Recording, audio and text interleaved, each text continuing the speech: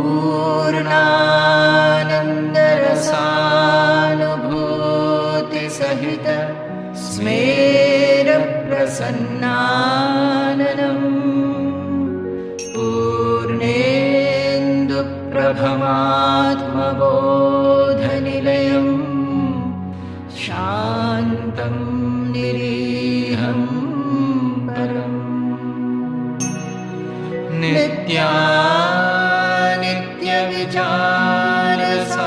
नित्यविचारसारचतुरम् निर्मत्सरं पावनम् श्रीभूमानन्दमहं नतोऽस्मि कलितानन्दं परं श्रेयसे. A man who is really excellent, who develops excellence and who is excellential, he will never have any particular expectation at all. He doesn't want any motivation in the form of expectation. Non-expectantly, he will live, move and act. Daksha. He will be very clean and honest. He will be personally, bodily clean. In his office, in his workplace, everywhere he will be clean. He will be equally clean inside. Nobody can point a finger out to say that he has been unclean or dishonest. Then Daksha, he will be very clever and dexterous. Gatavyatha, about nothing that has happened, he will ever brood over and get tormented, disappointed, afflicted. At no point of time he will allow any kind of an incident or an event to create a negative reaction in his mind, as a result of which he will be unable to work and put his full mind into it. Anapekshaha, shuchir dakshaha, udasino gatavyathaha.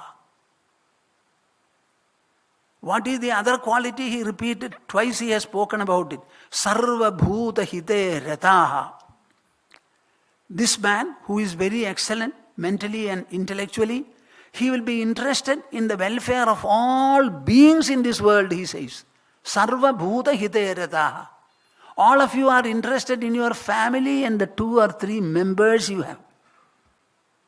You will not be interested even in the neighbor's welfare. Whereas a man of excellence will have so much of integrity, so much of intelligence, so much of industry, that he will be interested in the welfare of all creatures. What is the one motivation behind the sannyasa we take? You know, the ideal of sannyasa is declaring abhaya for all. Nobody need fear about me. I will be a non-harming person. Nobody need expect any harm from me. This is the declaration a sannyasin or an ascetic life makes. So this is something very important. I repeat the shloka again. Indriyani paranyahuhu indriyebhyah param manaha manasastu para buddhihi yo buddhehe paradastu saha. You know, it was Krishna's singular role of excellence. It was Krishna's singular role of excellence that enabled the Pandavas and Dharma to win the battle, Mahabharata war. I would like to bring before you some incidents. You may not have heard them. Even if you have heard them, you may not have understood them so well. Maybe it's a repetition to a few. Shall I say? Huh? The first commander-in-chief was Bhishma. He fell on the 10th day. Then Drona became the commander-in-chief. His neck was also cut by Drishtadyumna. Then Karna became the commander-in-chief. So Karna had said, as long as Bhishma is there, I will not fight. Because Bhishma as a grandfather would always speak something in the way of wisdom, check and balance. Karna was not able to tolerate it. So he said, I will not come. You know this Krishna goes to... See, in any way you say, as long as Bhishma Pitamaha will be there, you will not fight. So at least for those days, why don't you fight on Pandava sides? Krishna went there and spoke to Karna like this. For those days at least you fight. Just see this wonderful man, Krishna. So Karna became very free. I am the commander-in-chief. I will have formations of the army. So he was in the full of spirit. He came to the battlefield and started spreading destruction everywhere. Arjuna was unable to tolerate it. So he told Krishna, drive the chariot, I will confront him. Krishna said, no, not now. You should not go. The time has not come. Are you hearing me? Then Krishna went to Bhima's son, Kadodgaja. He was an Asuraputra. He said, you are an Asuraputra. Karna is a great hero. This is a great opportunity for you to contend him. Go. Not only that, the war has started extending into the night, beyond the dusk. So at night, you Asuras are more powerful. You know a number of weapons. Why don't you come and meet? He said, yes, I shall go. And there was terrible war between Karna and Ghadodgaja.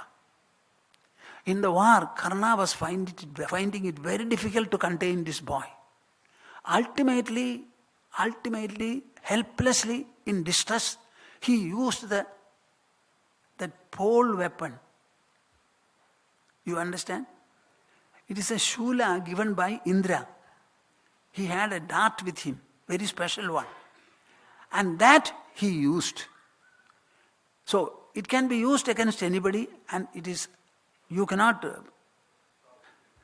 face it at all. Then there is no resistance possible. So Ghadodgaja fell dead. And the whole army of Pandavas completely dumbfounded. They were grieving, crying and sobbing. You know what Krishna did? He started laughing like a thunder. And circling, thundering, laughing. Arjuna was wondering, what is this? The whole army is steeped in misery and affliction. My Krishna is laughing in joy. He started patting Arjuna, embracing Arjuna, After some time, Arjuna asked, my dear Krishna, what is it that you are doing? The whole army is sunk in melancholy. And you are thunderously laughing. I cannot understand. Please let me know what is the meaning and purpose. There must be some meaning. So he calmed down a little and said, do you know why? Because now you can face Karna and kill him. As long as he had that weapon unused, neither you nor me, nor both of us together will be able to contend this wonderful Karna. Nobody will be able to meet him. His kavacha was given, kundala was given, and Indra gave him something in back. If he had the other two, even now he would be invincible. So I decided to send Ghadodgaja saying that he will be equally powerful as you are. And ultimately Karna will be obliged to use that weapon against Ghadodgaja, which has happened. So what I wanted happened. So I'm happy. He started. Tell me, this is the wonderful Krishna. When I read it, I was wondering, what is this? He was very expressive. This is what happened. So the sloka is very important. Vasudevastu harshena mahatabhipariplutaha nanada simhanadam vai paryashvajata phalgunam. Embracing Arjuna, producing a lion's roar, he started exulting, he says. Now, Karna was remaining there to be conquered. Karna has become the commander-in-chief, as I told you. Then everything was done. So Arjuna was busy in some other place. Meanwhile, Yudhishthira contended him, faced him. So he disarmed Duryodhana, bruised him all over the body. He had given a promise that I will not kill the other sons of yours, only Arjuna I will kill. He had given a promise to Kunti Devi, the mother. So Yudhishthira went back. Nakula and Sahadeva were also disarmed. So Arjuna became very concerned. Where is my brother Maharaja gone? So he wanted to find out. Bhima told him, I shall manage the battlefront. You and Krishna go and find out. When Arjuna and Krishna went to find out What had happened to Yudhishthira? He was taking rest, fully ashamed, feeling very weak. What is this? This one Karna. He gave me life actually. He could have killed me, but he did not. I have somehow come away under his mercy. Now how can I live? So he was so much sorrowful, shameful also. When he saw Arjuna and Krishna coming, he thought that they are coming to announce the death of Karna. But when they came, the story was different. Are you following me? When he knew that Karna has not been killed, he was so affected. He lost all sense of proportion and started abusing Arjuna, accusing him. Dhanushcha tat keshavaya prayacha yanta bhavishyadvam rene keshavasya tada hanishyad keshava karnamugram marutpadir prutranivata vajraha. I am reading these slokas so that you will also know that these are all from Mahabharata, and I also personally like it. Dhanushcha tat keshavaya prayacha yanta bhavishyastvam rene keshavasya. You have come here without killing Karna? How many times have you promised that I will finish him today, I will finish him today, and nothing has happened? What is this? You have come here to say he is still fighting? Why do you have your Gandiva? Give the Gandiva to Krishna and let him fight. So he said, take away your Gandiva and give it to Krishna. This statement he made. Radheyamedam yadinadya shaktaha charantamugram pratibadhanaya prayachaya asmai Gandivameta Twattoyo astrairabhyadhigo vanarendra. If not to Krishna, go to somebody who is clever. Let him fight with your Gandiva and win the objective. When he said it, he said so much. Dhik Gandivam dhiktache bahuviryam asankheyan banaganamscha dhikte. So he said everything is in vain, everything is in vain. So the accusation was too much, too powerful. When he heard it, Anyasmai dehi Gandivam idimam yo bhichodayed bhindyamaham tasya shira ityupam shuvratam mama taduktam mama chanena rajyamida parakrama. The moment Arjuna heard, you take away your Gandiva and give, Arjuna was touched. He drew his sword. Then Krishna asked him, what is it that you have taken your sword for? I have a promise. I have made a swearing, a pratijna. That pratijna is, whoever tells me, take away your Gandiva and give, I will cut off his neck. Just see. I will cut off his neck. What is it that you are saying?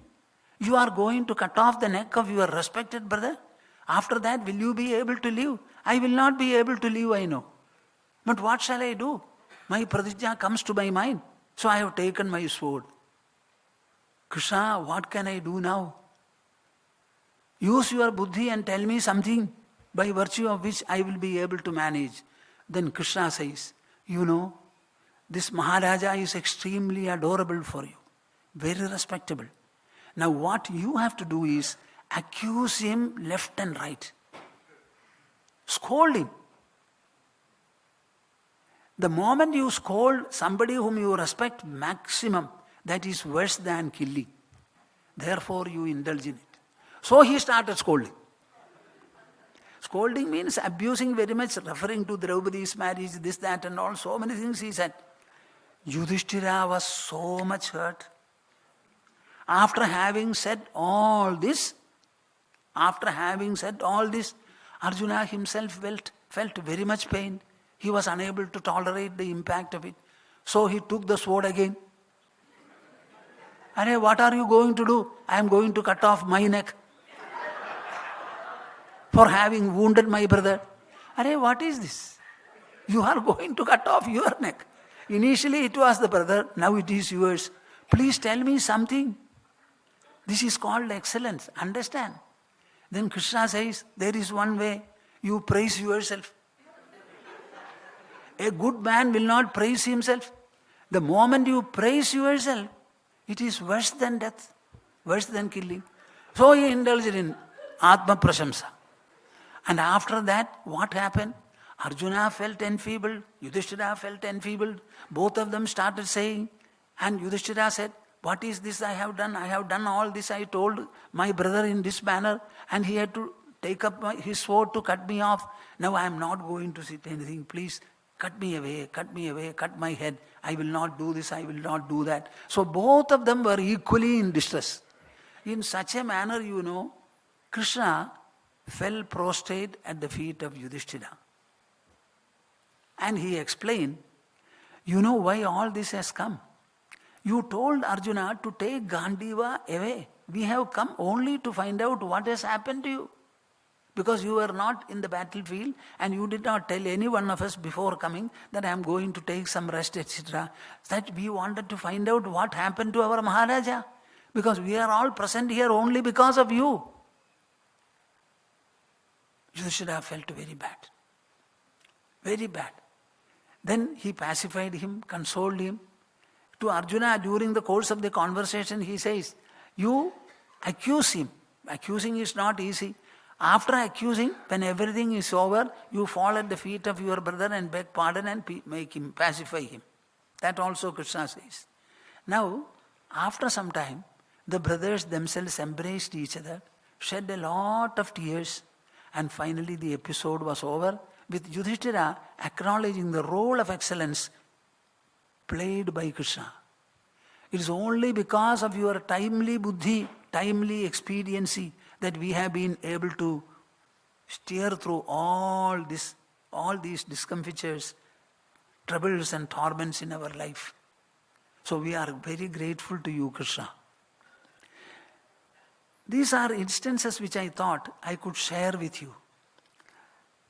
The summary position is that in Krishna we find the pinnacle of excellence so far as human interactions in this world, human life in this world, human interactions are concerned. And this excellence is completely depicted, displayed in this wonderful book called Bhagavad Gita. Every chapter, every analysis, there is philosophy there, there is spirituality there. There are many other empirical points there. Detached from philosophy, detached from everything, there are some social and empirical points presented there. All these you will find, everything is applicable to our life. At every point of time, when you think the boat of life is almost sunk, if you read Bhagavad Gita, you will find, without sinking, it floats and it takes you across. Anywhere, everywhere, open the book and read from the right, go on. In 2, 3 or 4 pages you will find the solution that you look for. Problem is presented by the mind first and the solution is presented, evolved by the intelligence next. This is what you can always find in Bhagavad Gita. Because Krishna was a man of excellence, he excellently handled Arjuna's crisis in such a manner that with the 2.5 hour dialogue, the whole problem was resolved. And Arjuna took back the weapon.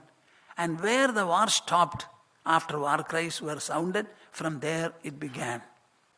Before the Bhagavad Gita, it was war sequence. After the Bhagavad Gita also, the same sequence recommenced further. This is what Bhagavad Gita is. So don't call it a religious book, my dear souls. Call it what? A life text, an interactional treatise, an administrative reference book. Where from will you get insight? In Ramayana we have a situation where Rama confronts Ravana. Ravana had 10 heads. So in the direct confrontation, he started cutting one neck after the other. So he cut with his arrow one head. It fell. When he was about to cut the second one, the one sprouted again. So Rama, what is this? I cut one, it comes up again. He closed his eyes, thought for a while. Are you hearing me? Thought for a while. Then he took his Brahmastra and aimed it not at the neck. Ravana fell. Necks may be 10, heads may be 10. Tell me how many hearts and lungs were there. One chest feeds all. So he aimed it not at the neck or the head, but here. Ravana fell. Tell me where from the suggestion came. Did it come from outside? From the sun or the moon? For everything, the solution is within your body. In the sphere of the mind, in the sphere of intelligence, both of them are rooted in the infinitely resourceful self. This is the message of Bhagavad Gita. It doesn't refer to God. Krishna speaks as an instructor, and Arjuna is spoken to as Arjuna is a student, a seeker. Whatever Krishna has spoken, it is as a guru. He refers not to the body, he refers to the self. God is a synonym of the word self. So it is only a discussion of the self, its glory, its supremacy, its profundity, its paramountness. This is what everything in Bhagavad Gita is. And every little bit of it will make you more and more excellent. Read at least a few verses of Bhagavad Gita, commit to memory some, you will find. With every verse, your excellence or excellentiality is growing and growing. So this is the one book where the art and process of instilling excellence into oneself and others are clearly described very effectively. I think we can stop at this point. Is it okay?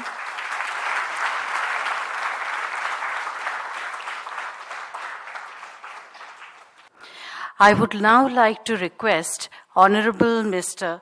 Justice Ashok Bhushan to give the concluding address, please.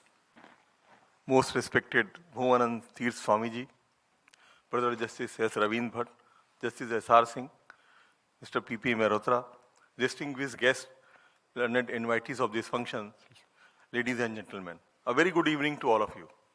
At the outset, I express my heartiest gratitude to the organizers for inviting me to the memorial lecture, and I am delighted to be part of this special event, the main attraction of which is the presence of Swami Bhoomananda Tirtha, who has delivered the lecture on the subject Empowering the Mind, Key to Performantial Excellence. Though I am not an expert to speak on the subject, the occasion demands for sharing of some of my thoughts on the subject with you. In order to lead a life based on dharma, one has to purify his mind and empower his mind to the changing situations. According to Vedanta, the nature of mind is very difficult to understand because the mind is very subtle and as well as hidden. Many of the human problems arise from a mental condition. If you want to have a healthy body, you must take care of it all times. You should live in a congenial atmosphere and take regular exercise. Similarly, for the development of the mind, these three courses have to be followed: rich food, congenial atmosphere, and regular exercise. If you feed your mind well, then only you can get rich food out of it. This is, you can have peace, you can have wisdom, you can have strength, you can have joy. Mind is the source of freedom and also of bondage. It is said in Vedanta that our joy and suffering, wisdom and folly, strength and weaknesses depend very much on the condition of the mind. One can observe her mind directly through introspection. Mind is just a function of the body or some kind of bodily condition. The modern tendency is to unite the mind with the body or align the body with the mind, and the tendency for the past centuries has been to unite the mind with the self. Mind is distinct from the self, distinct from the organs of vision, distinct from the entire body. That means mind is not an integral part of the body, nor it is an integral part of the spiritual self. They are connected, but you are distinct. Mind is the seal of internal perception. Just as you perceive the external objects, the chair or the wall or the flower or the picture, similarly you can also perceive the internal facts. You can perceive your likes and dislikes, hopes and fears, joys and sorrows. Just as external perception is a criteria of existence, the internal perception is also a criteria of existence. Then there are other functions of the mind such as memory, imagination, love, hatred, hope, fear. All these belong to the mind. According to me, the success of our life mainly depends on how we utilize the functions of our mind to the changing situation.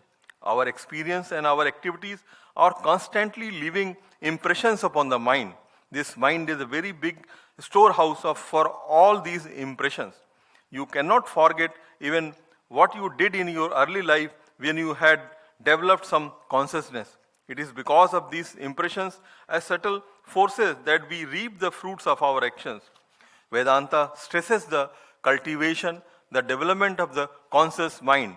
It is through the conscious mind that one has to overcome the unconscious. For example, a good soil, if properly cultivated, can yield golden crops. Otherwise, thorny bushes and weeds will grow and cause immense trouble to the cultivator. Human mind is also like that. Through practice of yoga and meditation, one can develop his or her mind suitably so as to achieve excellence in performance. Practice of meditation develops your power of introspection. It develops the power of concentration, which is the great source of knowledge. The more the power of concentration, the greater is the power of acquiring knowledge, and concentration also means the conservation of energy. If we purify our mind regularly and develop it constantly, success is sure. There cannot be any failure in this. If we walk one step towards the right goal, it is a definite gain. But if we walk thousands of steps towards the wrong goal, we will have to retrace our steps. Know what is the right goal of life and the right path to take. Pursue the course and gain with each step you take. In this era of fast life, on account of the advancement in information and allied technologies and globalization, people are competing against each other, especially the youth, to do well in the academic and eventually secure good employment opportunities. However, this spirit of competition should also be challenged in creative and innovative ways, which give them better preparation for their career and, more importantly, life. This can be achieved by empowering the mind suitably. I am sure, like me, all of you would have really enjoyed and benefited by the enlightening and encouraging speech of Swamiji. With these words, I conclude. Thank you. Thank you, Justice Bhushan, for your words of wisdom. Samvedya varjitamannuttamamekamadyam samvidpadam vikalanam kalayan mahatman hridyeva tishtha kalanarahita kriyam tu kurvan agartrapadametya shamodidashri kurvan agartrapadametya shamodidashri. Hari, Hari. We shall have the conclusional recitation in chorus. Hari, Hari.